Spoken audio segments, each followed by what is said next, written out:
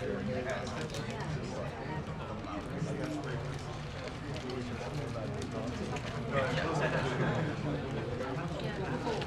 everyone ready and hydrated? Has had their bio break? We're going to start in 3, 2, 1. So good evening, everyone. My name is Asuka Laing. I'm what you call a customer engineer here at Google Cloud. I focus on data and analytics. So this is meant to be a 3-step process to be successful in the data world. First is ingestion, which is what our friend covered earlier. And then step 2 is analyze or process. And step 3 is profit. So I'm here to cover profit. A bit about me. I'm a customer engineer here at Google. I've been at Google Cloud for about 6.5 years. I've worked predominantly with SMB and digital native customers. And I've been a specialist for about 3 years now. But my biggest accomplishment in life so far was making this guy. His name is Sebastian. But unfortunately, Sebastian didn't come with a manual when he was born into the world. And so I found this application called Huckleberry, where I tracked every single waking hour, every single sleep, every single nap, feed, even the poos and the pees. So this app has a lot of data of my son. So this app, the way it makes money is with the data that I give it, it tells me when is the best time, or it asks me to pay for it to tell me when's the best time for me to put my son down for sleep. Which, as you know, as a parent, sleep is a luxury. So that is what you call a data product. So everyone needs data in their day-to-day, right?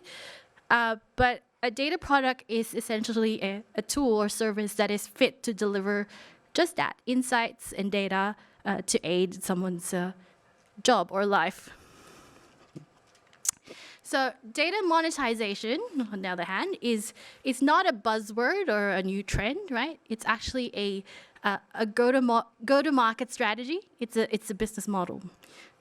So it's a way to drive revenue out of the data that you own. And because it's a business model, there's a total addressable market of $105 billion. So each and every one of you here can capitalize on that and grab your share of the market. So today I'm going to be walking you through a couple of strategies on how to monetize data. The winning strategy, the principle is you focus on creating business value with data applications, and you have to do it fast with minimal effort as possible. 2 trends that we've seen. Users, so business users, expect business tools to feel like consumer applications, right? So you're not going to go in there and create a chart, a line graph of some sort, and give it to someone, and that is what your output is. That's what your deliverable is. You want to make sure that it's contextual, that it's actually going to be helpful at the time when someone is using that data. When you are able to unlock that value, that customer value, your customers will be hooked, and they'll be willing to pay for it, and it unlocks revenue. So strategy, right? There are 3 strategies of monetizing data. Firstly, there's the indirect monetization, in that you're not actually taking money from your end user, but what you're doing is either you're proving value of the product, or you are driving certain behaviors or engagements to increase transactions, enhance retention, and to drive a competitive advantage over your competitors using data. The next strategy is directly monetizing data, asking people to pay for insights. It could be the actual app, right? Like Huckleberry, right? It's a data application. And lastly, you can offer what we call the diamond service. So there are bespoke, custom applications, data applications for a specific entity, right? And as we see, right, the basic, the indirect monetization, they kind of yield an okay revenue, but where you actually drive the most revenue is when you build this fit-for-purpose, personalized, customized, bespoke data applications for users. So, what is indirect monetization? Anyone here own anything from Dyson? Vacuums, fans, yeah, we all own something from Dyson. Who owns specifically a fan from Dyson, right? So it comes with an app, and it tells you what the air quality is and the temperature, right? So that's a competitive advantage, right? As you know, a fan, what does it do? It just blows air at you, and you just push a button, you turn it on and off, right? But that's the value add. It tells you what the temperature is. It tells you that it's working because it's bringing the temperature down. It's telling you that the air quality is getting better because of the fan that you just bought. So that's an example of indirect monetization in that you are driving behaviors, you are increasing customer adoption, but you can also drive behaviors such as the app will tell you when the filters on your fan is about to end its life and ask you to purchase more, right? So that will drive revenue for the product. Another example is, everyone uses Spotify here. At the end of the year, you get your Wrapped for the year, like what have you listened to, and then you can share that with your friends. So you can kind of brag, like I've got taste, absolute really good taste in music, right? So again, getting you hooked on the platform and getting you to, discover the next indie music that no one has ever heard of, right? The last example is Peloton, right? Peloton is an exercise bike, but the thing that gets people on the Peloton trend, right? It's the gamification of that. It's the data, it's the stats, right? Like you see what someone in another part of the world is doing, and how are they using the product. Who here owns crypto? Who here? Everyone's familiar with this? This is Coinbase. So this is an example of an application, a data application that is powered by Looker. So this trading activity here, that's indirect monetization, right? So when you look at that, you get massive FOMO because 78% are buying Cardano right now. So why aren't you buying? And so they conveniently put like a little the buy button here, so you can take action immediately from that insight, right? And because you're so addicted to data, right? You just want to make sure that you're across this and you're making the right decisions. This indirect monetization leads to you wanting to pay for more services and getting access to more data. Okay, so direct monetization. When people think about monetization, this is the first thing that comes to mind. Like how do I charge people for this access to this insight? It could be in a form of access to different levels of data. So like a freemium tier, like you've got basic access, then you get a paid advanced access, and then you get the expert access tier. You can also allow your customers to create their own insights, so access to data exploration capabilities on the tooling. So it's a whole spectrum. So from basic reporting to operational analytics and self-service data exploration. So here's a common monetization framework. Could be, access to, so some of the levers that you have are, access to historical data, granularity of data, being able to ad hoc analysis, data actions, customization, catering for more for specific end user types, and admin reporting as well. So another customer of ours that that has successfully deployed a direct monetization model on top of Looker is a company called Wix. So Wix provides low-code, no-code website builder, but what it does to differentiate from the others on the market is it's able to provide premium analytics on traffic, video, and e-commerce data that is included in a subscription, which you see here at the bottom, that they pay for. So you get Wix free, but the premium you've got to pay for? You get the what, sorry? You get the basic stuff free, so...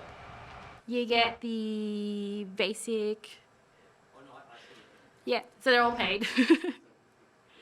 Yeah. But it's included, so analytics is included in that feature list or feature set. So has anyone heard Looker here? I've been mentioning Looker here and there. Oh, that's great.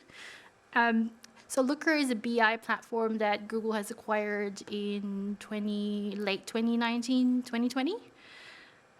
It's a business intelligence platform that powers many different use cases and data experiences. It offers internal BI and analytics, which a lot of our customers use it for.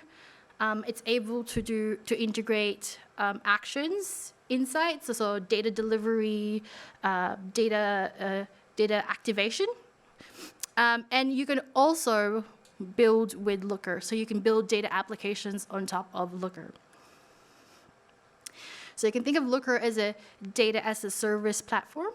So you'll have your data sources, you'll have your ETL or ELT pipeline going into a sink, which is BigQuery or any other of the data warehouses that you fancy. And Looker has a semantic layer that models the data on top of that data source.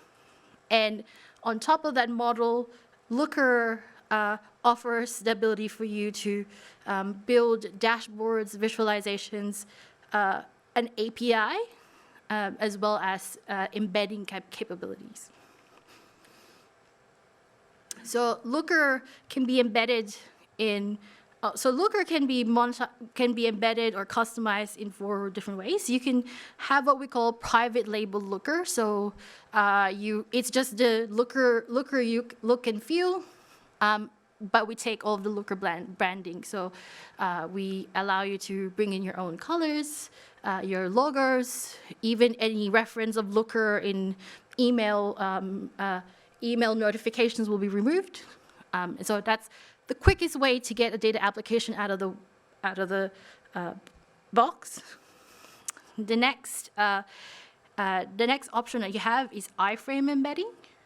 And then the next is what we call React Looker components. And the last one is you can use the Looker API to build custom front ends. And of course, Looker is not alone. Looker is part of the Google Cloud's data cloud. So we have different applications that help you bring that data or bring that insight to life. And we shall pivot to a demo.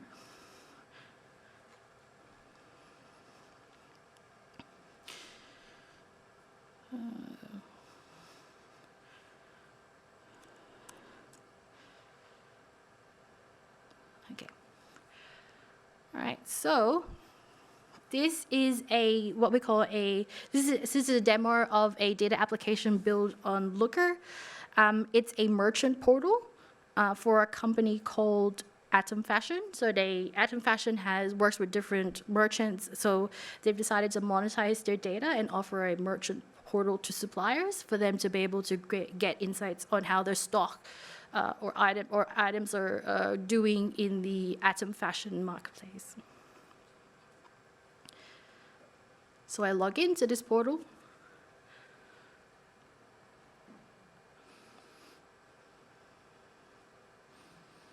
And so all of these widgets are powered by Looker. It looks nothing like the Looker UI. But some of these are API calls. So these are, the API calls are to pull in the percentage of sales for each category and overlay them in front of images. This map here, which is not yet Google Maps, is an embedded iframe, which is a direct visualization from the catalog of visualizations that are on Looker. And these things here are React visual components. And the rest are all API calls. So what it looks to Looker is so this application is sending this information to Looker. So who is logged in, session length, permissions. So Looker has granular permissions in that even the different features or a level of access to data, you can customize that. So much so that you can create what we call monetization models. So each of these features are Looker features that you can restrict. So you can set up a tier where the basic tier has only 6 months of order data, has access to out-of-the-box dashboards, and can download PDFs and CSVs. You go higher up. Sorry. You go higher up this tier. You get more access to data, and you have the ability to analyze your own data and save custom reports. So let's say I upgrade to that. You can also get Looker to manage user access. So I could be a merchant from different brands. So right now I'm logged in as someone from Calvin Klein, but I could be from someone from Levi's, and Looker will restrict the access to the data accordingly. So as a premium user, I have access to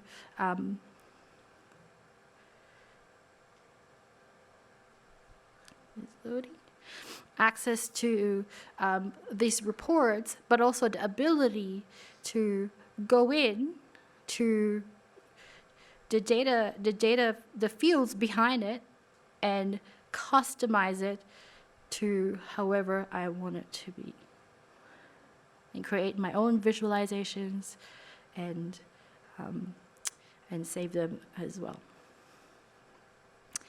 So that is a quick demo of Looker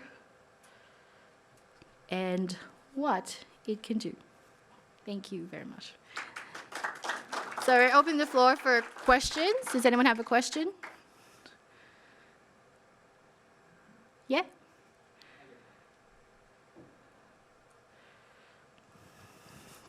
Is part of it, getting back to my earlier question, where you get a basic package for nothing, and then you can upgrade it, almost like a teaser, if you like. Is that what Look offers? Like a very basic, almost like a sample. Yeah. And then, I like that sample. I'll get the grade 1 or grade 2 or grade, Is that so you build those experiences on top of Looker.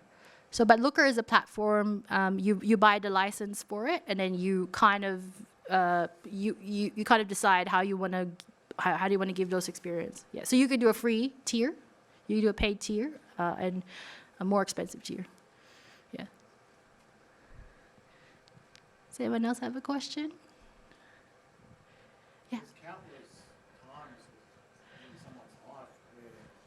There's countless times in someone's life where an adequate decision would be priceless. Yes. Okay, now actually monitorizing that moment, and that I'm just struggling to figure out how you would actually capture that moment, how you would actually access that person. How would you How would you convey that knowledge at that particular time and say, hang on, this is only going to cost you $10. Do you want to know? Oh, right, yeah. Okay, so how have you seen that that's being done?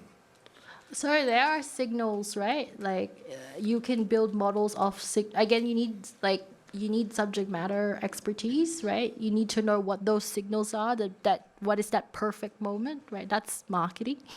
I think of it as like a roundabout. Yeah. Like everyone's coming through, and at that roundabout, you can capture that person and say to them, "Hang on, your best way of going home today is that Yeah. one rather than Yeah. that one." You know, would a person be willing? How do you convey that necessity or the value to that person at that point in time?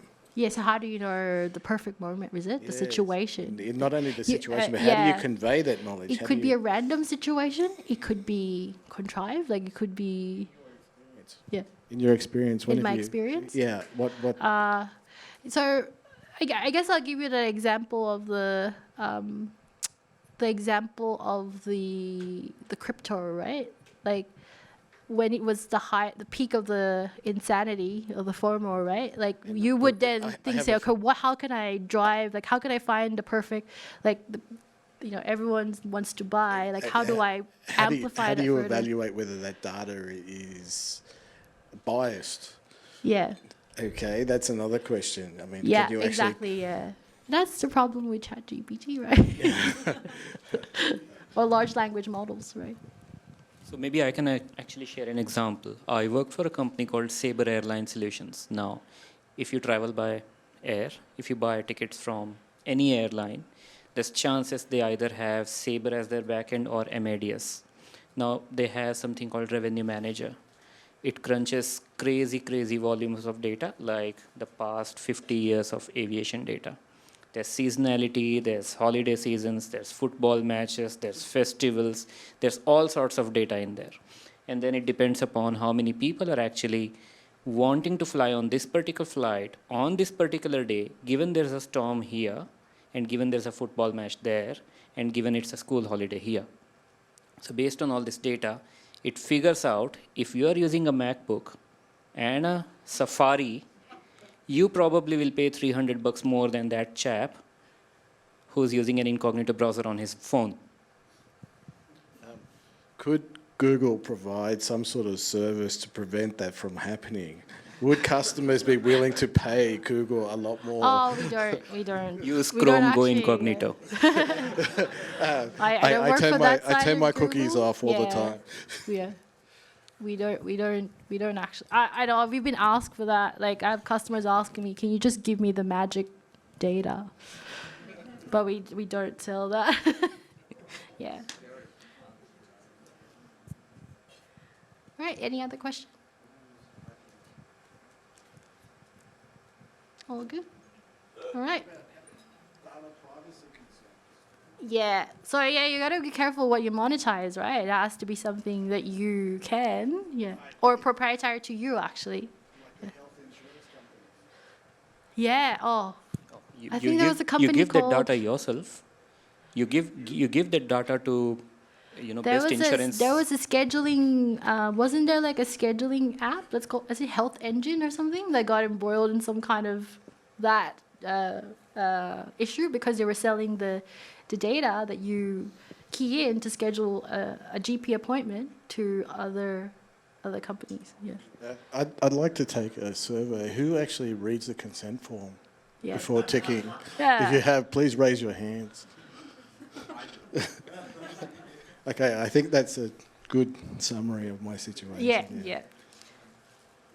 Again, there's nothing wrong with monetizing data as long as it's for like helpful and you're using the right type of data and you have consent to use the data.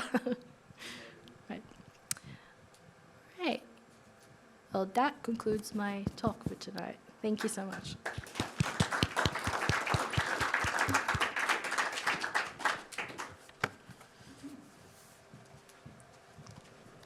Thanks, Asuka. All right, so thanks everyone. That pretty much brings us to the end of the event today. Really thank you for taking the time to make it here. It's getting late, so really appreciate your patience, and hope you enjoyed, hope you found something useful in today's sessions. So would you try playing with data? Would you try playing with Google Cloud? Yeah, I hope you would. Cool. So if you enjoy these kind of events, like you're in luck. We do these events pretty much all over the country in all the cities. Very often, we aim to do one such event maybe every 6 to 8 weeks. For example, the next one is on 12th of April, and that's on Kubernetes. So if you are interested in containerization and stuff, definitely make it a point to attend. And that event is going to be at Casno office, which is in Town Hall. So yeah, happy learning. Enjoy. Have a nice evening.